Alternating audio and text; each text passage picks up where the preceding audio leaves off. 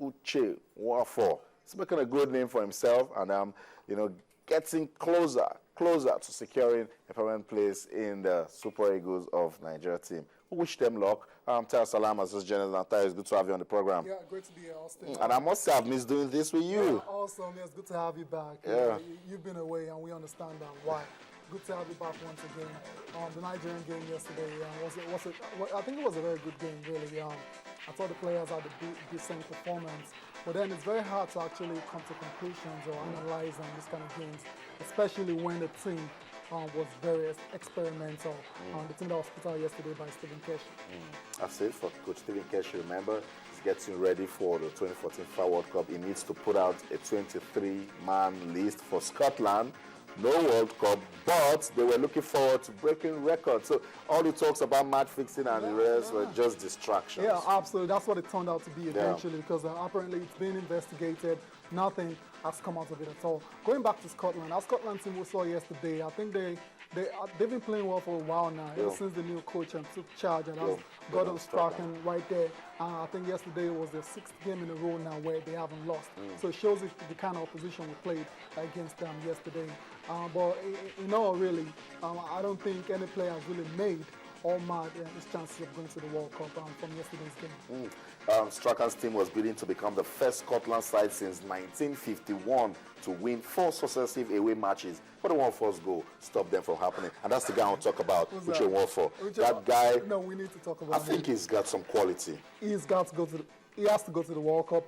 If I'm the coach, he has to go to the World Cup. Because after Emmanuel Emenike, there's no other person, other forward in that team with that sort of hunger, with that sort of drive, with that sort of positioning to score goals. That's the word, Tayo. Positioning. Yeah, to score goals. Remember, he came into the conscience of Nigerians in that game against South Africa. He came in, 2 beautiful goals, but then he's been off the scene for a while now because he's been injured a lot. Last season he had this terrible ankle injury, where he has not been able to actually consolidate on his performances this just concluded season. But yesterday we saw him, he came on, look at the way he scored that goal. He fell down at the point, he got up, he smelled blood somewhere, and he knew he was still going to have a chance of putting the ball in the net. That's when a striker can identify when the ball can get to him, that's a good feature, Austin. That's a good characteristic right there. So Uche Nwafọ, I won't be surprised if he makes that final list down to Brazil. I won't be surprised also. I'll tell you quickly. Let's talk about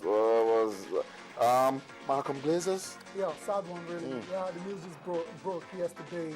He passed age 86 years old. We remember him when he actually was the one that led the takeover of Manchester United in 2005. And it's a sad one really. All we can do is just wish his family the fortune to bear the loss.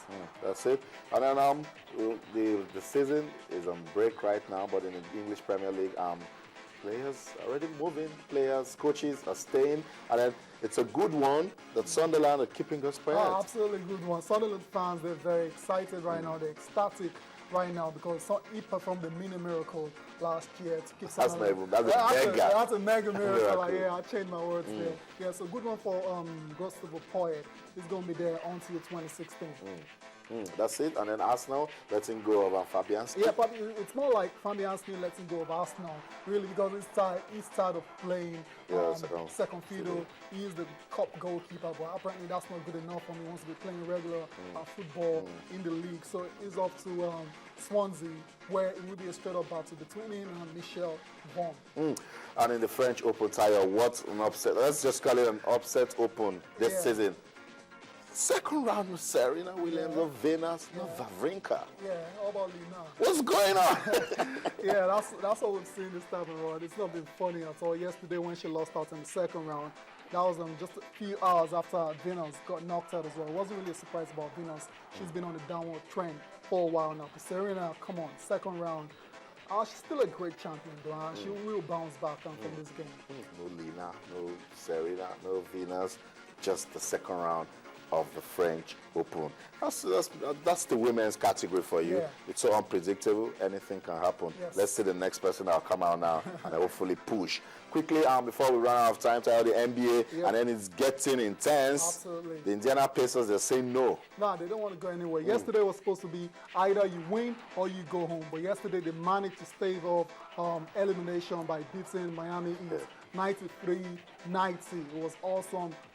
Paul George had to really come to the party. He had 37 points. And what they've been able to do now is take it to a game 6, which is still in Indiana. And if they manage to win that game, to go down to a game 7, where winner takes it all. That's it. It's competitive everywhere. It was competitive at the Channels National Kids Cup. I'm sure you know it will be competitive at the World Cup. And then the French Open, I don't even need to talk about it. I've already seen upset. But let's quickly talk about that game between Nigeria and Scotland. Yeah. I'll come back to you. Let me take tweets coming from our viewers. A young Prof Thomas says the players aren't good enough in terms of defending and delivery. I think Coach Stephen Keshi needs to work on that. I think the defense, they need to be an understanding, a coordination. Someone needs to be in charge. But it's hard. It's hard for that to happen. If you want to judge by yesterday's game, come on, look at the team. Look at the defense's shape yesterday. The defense had Kunle Odolami there. He's not really playing. He's not really being part of the setup, the main Super Eagles. So you can understand why there's still you still have little bits of misunderstanding between amongst the defense. So it's something Keshi has to work on, and I believe he will try to sort it out before the World Cup kicks off. That's it. That's what we're expecting. And then words coming from London from Super Eagles media officer Ben Alaya.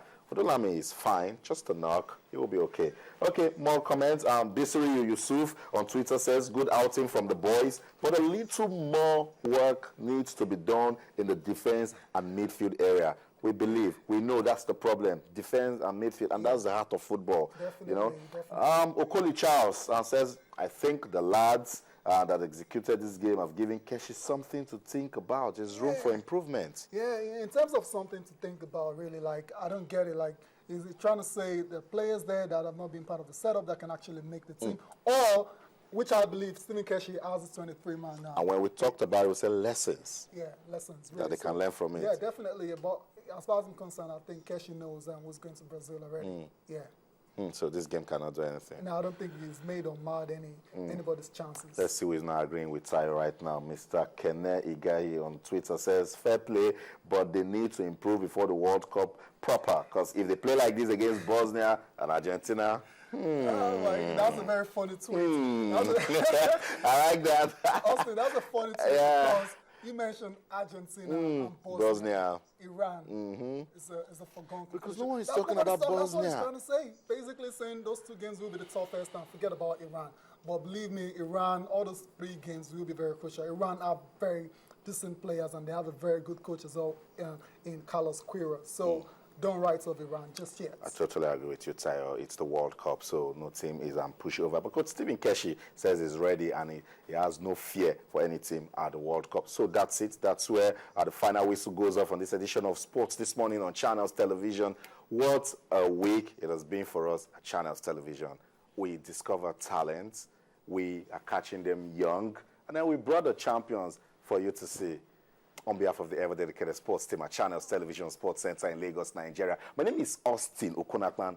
Discover a talent today and be part of those that will be mentioned when talking about nation building. And as you do so, remember to keep talking sports. Bye for now.